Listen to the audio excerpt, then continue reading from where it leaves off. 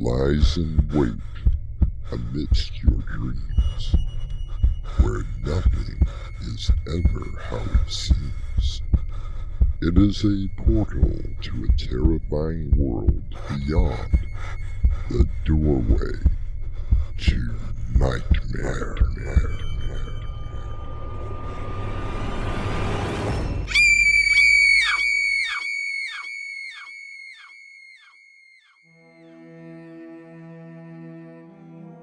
Come in.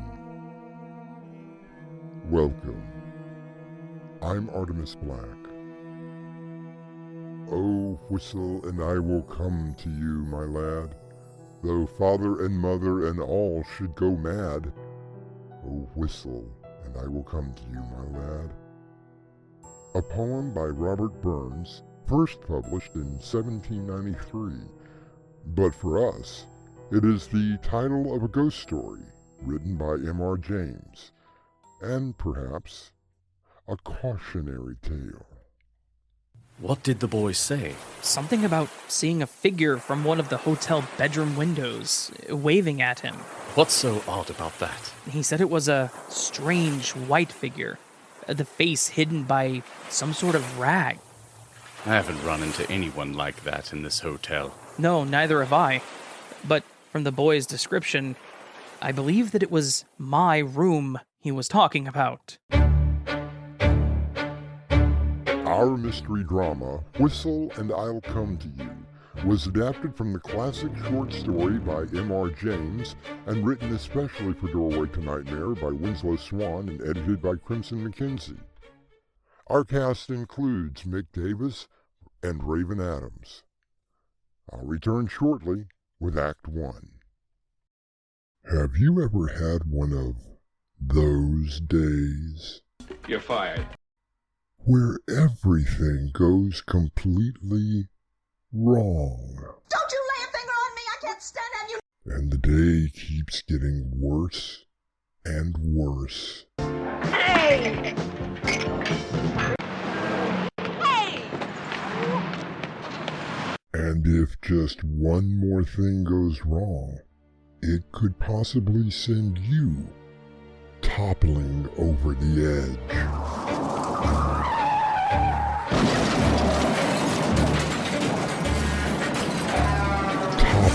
Over the Edge, a suspense thriller from Winslow Swan, now available in paperback from Amazon.com. Sometimes you should take a step back, and then there are those times when even you could go toppling over the edge.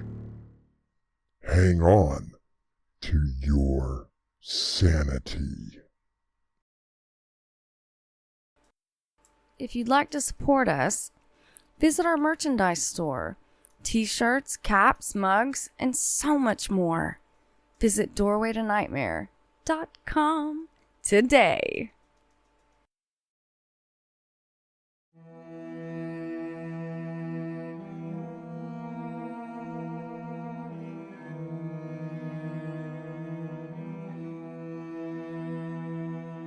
The American actor Robert Stack once said, "I don't mind ghost stories. It's just that I tend to give value to the storyteller rather than to the story itself." One of the best storytellers was Montague Rhodes James, better known as simply M.R. James. Of course, he is best remembered for his collection of ghost stories, which he would read to a select group of friends and students, curiously, on Christmas Eve.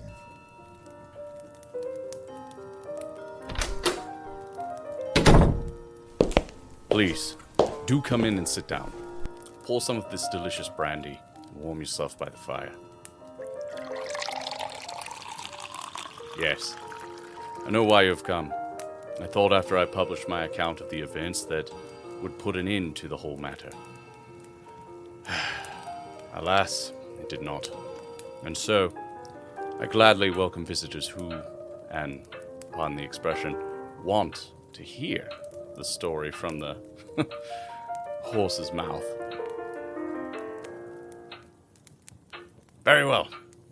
Here are the facts in this most extraordinary case of something as simple as a brass whistle.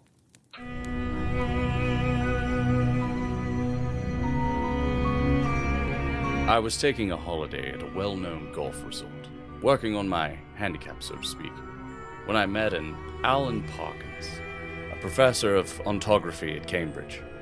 The study of how living creatures react to the physiographic environment. Anyway, we had both booked rooms at the Globe Inn for the week. How was lunch today? Well, I wouldn't recommend the halibut. The steak is prepared nicely. Well, after that round of golf we played, I'm surprised you have the energy to eat. I believe we both could use a little more practice. Tell me, are you enjoying your stay at the Globe? Well, I suppose so. I wasn't exactly keen on the extra bed in my room, but it was the only one available, so I took it. Hopefully the weather holds up and we can play another round tomorrow. Oh, by the way, I had a chance to go to that old ruin just down the beach. You mean the Templar Preceptory? Yes, one of the headquarters of the monastic Knights Templar. Anyway, as I was digging through the ruins, I came across something, well, fantastic. Well, don't just sit there grinning like an idiot. Tell me. I found this.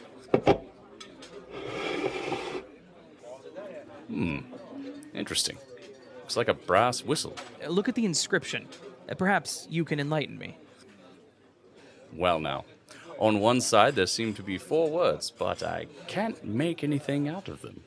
On the other side, a Latin inscription, it seems to me. Yes, my rough translation is, "Who is this? Who is coming?" Or something like that. Your Latin is probably much better than mine. But tell me, when did you find this? Just yesterday, after I arrived. Funny thing, though, on my way back to the inn, I thought that I saw someone trying to catch up with me.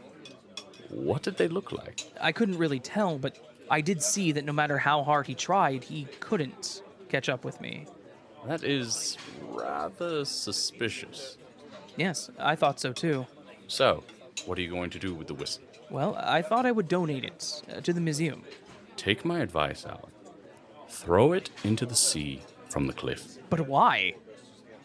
There's something about it that quite frankly seems evil.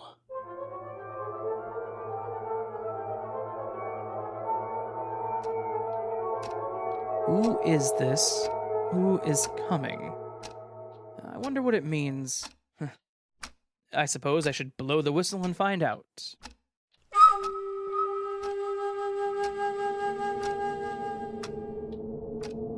My word! Such a pleasant note! And what are these images I'm seeing? A wide, dark expanse of night? And a lonely figure. What the devil?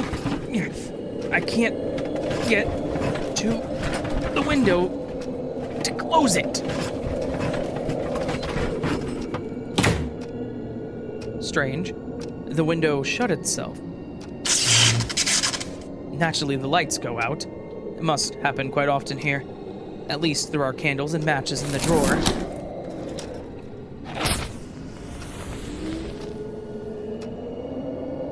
I hope that moaning wind doesn't go on all night.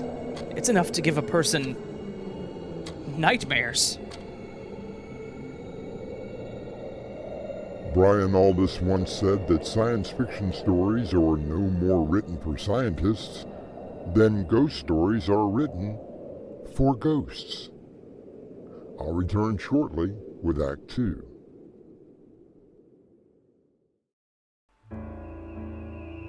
It is in all of us. Waiting, watching, growing. Evil Within by Winslow Swan. Now available on Amazon. Watch Circle of Mystery Tuesday nights at 7 p.m. Eastern Daylight Time on the Doorway to Nightmare YouTube channel.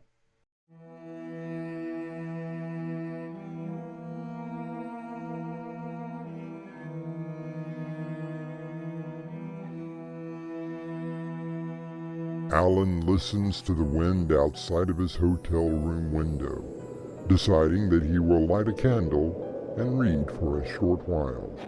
An effort to relax his brain and try to go to sleep. What's that? Something around the bed? Rats? Here in this hotel? Oh, damn. The match went out.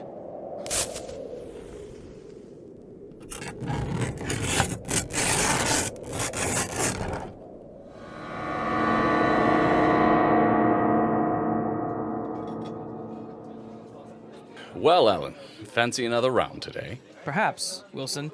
Perhaps. I've had the strangest encounter this morning. What's going on now? Last night, I lit a candle to read by, since the power went out. Still is, from what I gather. Breakfast is going to have to be fruit. Well, normally I would have blown the thing out before retiring, but for some reason, I didn't. Must have been quite a waxy mess when you got up this morning. Oh, it was, but that wasn't the strange part. Oh, come in. Would you like any extra blankets on your bed, sir? Ah, yes. Thank you. Yes, I believe that I should like one. It may turn colder. Very good, sir. Which bed should I put it on? Why, the one that I slept in last night. I beg pardon, sir, but both were in disarray this morning. Really? How very absurd. I suppose I disordered it more than I thought when I unpacked. I'm very sorry to have given you the extra work. No trouble at all, sir. Very strange. As strange as that wind last night. Back in my hometown, they would have said that someone whistled for it. Really? I don't hold for superstition. However, well, I did whistle last night, and the wind did seem to come in answer to my call.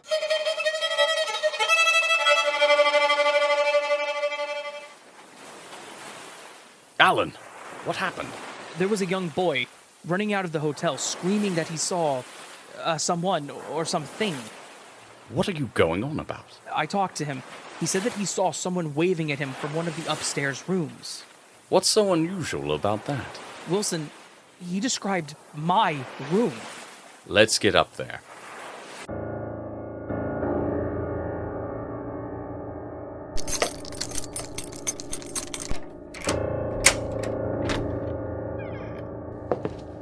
Good thing you locked your door. Anything missing? No, not that I can. Wilson, look at the other bed. And she made up both beds. And this is the one that you've been sleeping in? Yes, it is. And it's still made up. But the other bed? The sheets are all tangled up. Again. Then, who has been sleeping in the other bed? There was a different story about a particular family of bears asking the same question. But in our tale, we are dealing with something far more terrifying than anthropomorphic animals. I'll return shortly with Act 3.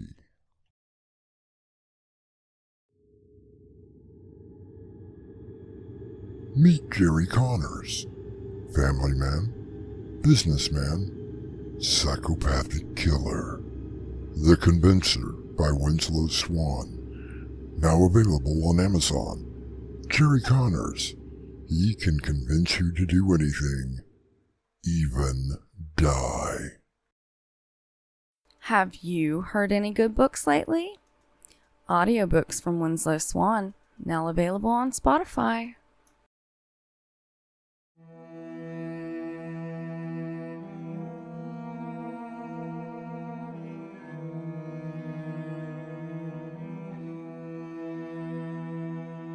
The German philosopher Immanuel Kant once said, "Ghost stories are always listened to and well received in private, but pitilessly disavowed in public." For my own part, ignorant as I am of the way in which the human spirit enters the world and the way in which he goes out of it, I dare not deny the truth of many such narratives. I was asleep for possibly an hour. Something, I'm not sure what, woke me. I thought that I heard a noise coming from the other bed. What sort of noise? A shaking noise. More than any rat could cause, but my terror was nothing until I saw... God help me. I saw a figure sitting up in what I know was an empty bed.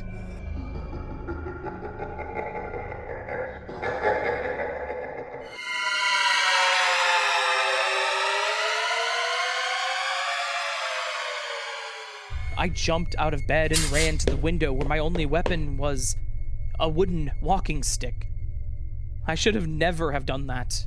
What happened next? The figure, in one smooth motion, left the bed and blocked my only exit, my door, with its arms outstretched. There was no way out. My terror had increased, and I would have rather jumped out the window than have that thing touch me. What did you see, Alan? I saw this thing begin to move in a stooping posture, groping around the room with its arms. I realized that the thing must have been blind. I saw it dart over to the bed and begin to search for me.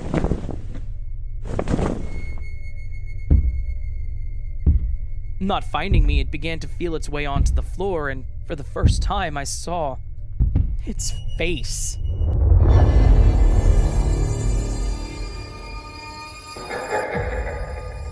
What did he look like? No, Wilson, not he. It. It had the face of crumpled linen. No features, just crumpled linen. It began to sweep around the room, and in a moment, I felt its hand brush across my face. I screamed. That was when it was on me in a flash, trying to push me out the window. Get off of me! Help! Help! Help me! Help me!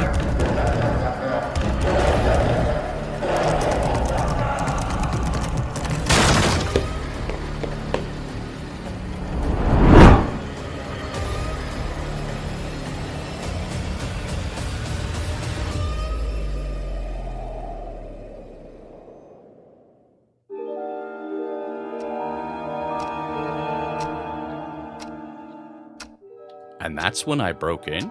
And you saw it. I must admit that I did see something, but when I got to you, hanging halfway out the window, there was no one else there.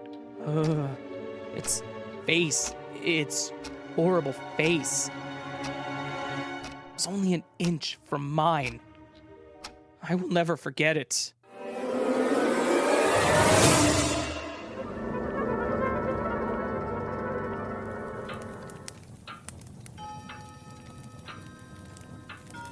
There was only a heap of bedclothes by the window.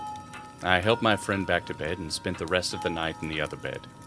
As you can imagine, the events have cast a heavy shadow on the professor's nerves. Even a solitary scarecrow in a field has cost him more than one sleepless night. As for the whistle, I told Parkins that I would throw it into the sea as far as I could. However,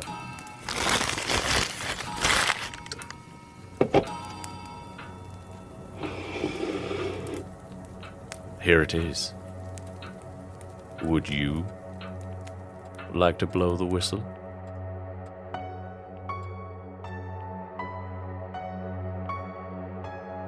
American author Gillian Flynn once said, "I'm a huge fan of ghost stories. That sort of slow build, the suspense and the questioning about whether you're imagining something or if it's real." I'll return shortly with a final word. The only witness to her murder cannot speak. Until now. Click. A Tale of Revenge by Winslow Swan. Now available on Amazon. Revenge is a dish best served cold. Hey guys, this is Crimson. And this is Swan. And we'd love to know what you think of the stories. Even if it's bad. So leave us a comment. Or give us a thumbs up. Thank you.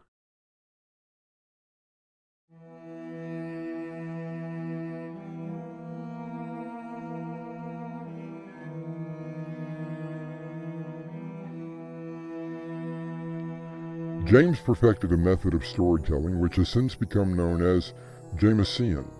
The tale usually includes the following elements: a setting in an English village, seaside town, or country estate, or an ancient town.